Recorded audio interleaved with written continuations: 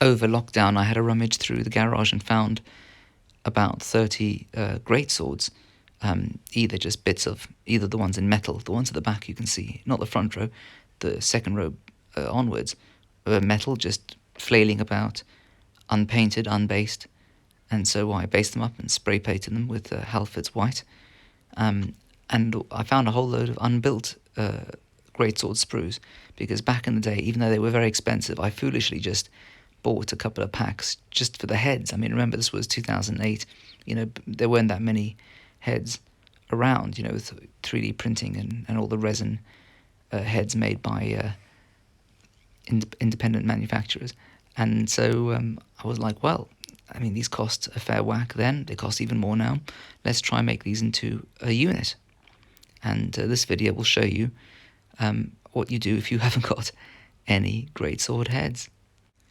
The Games Workshop greatswords are, of course, the equivalent they have of the Renaissance Swiss mercenary bands with their multicoloured clothes and giant two-handed swords. Though I always thought it was a shame that they never made ones with pikes, but I understand it's because they thought kids would just bust the spears in their carrier cases, which I suppose if you collect Macedonians, for example, in plastics, you realise it is true. But free guild greatswords are still a thing in Age of Sigmar, with their Zweihänder, and pretty good at getting 2 attacks, -1 rend, and decapitating swing.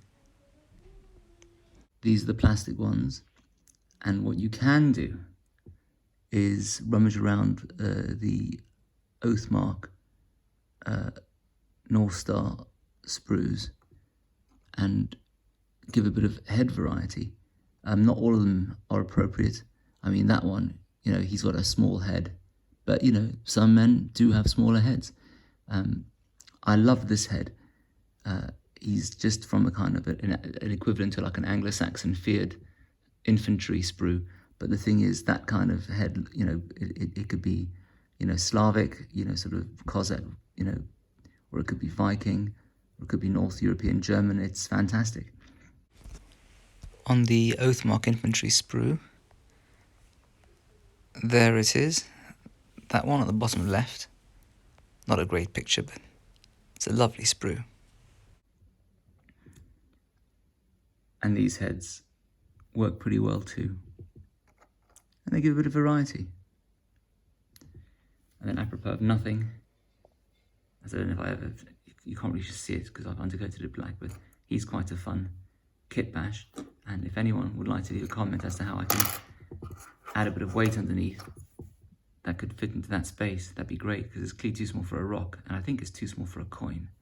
I might explore coins I have of any weight.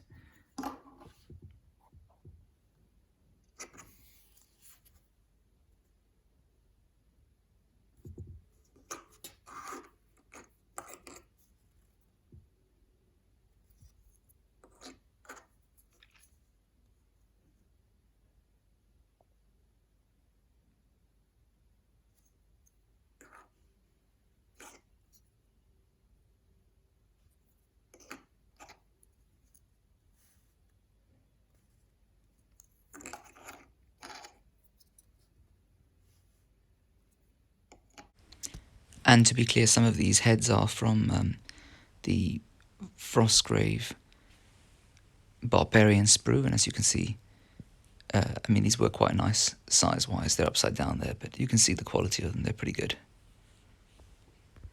Except that Barbarian kind of helmeted head. It's a bit small, but the rest of them are perfectly fine.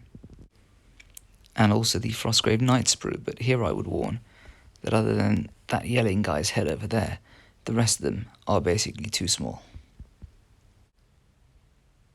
Well, that was just a quick one. Thanks for watching to the end.